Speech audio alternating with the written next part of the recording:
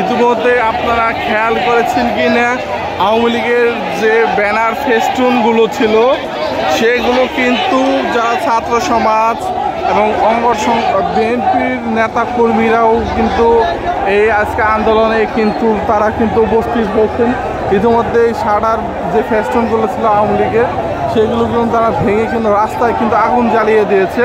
ইতিমধ্যেই যুবলীগের আওয়ামী লীগের যে অফিস সাব অফিসগুলো ছিল সেখান থেকে কিন্তু চেয়ার সেখানে ছবি কিন্তু এনে যারা আন্দোলনকারী সাধারণ মানুষ যারা ছিলেন তারা কিন্তু সকলেই কিন্তু শেখ হাসিনার ছবি এবং সাধারণ মানুষের ছবি কিন্তু চেয়ার কিন্তু আগুন ধরিয়ে দেয়।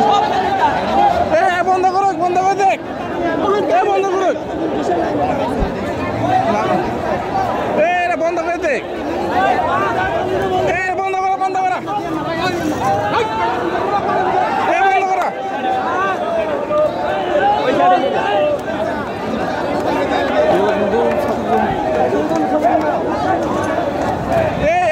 দাও আগুন ধরিয়ে দিচ্ছে। হাজার হাজার হাজার মানুষ কিন্তু এই জায়গায় কিন্তু চলে এসেছে। আজকে তারা বলছে কিন্তু দেশ স্বাধীন হয়েছে। মানুষ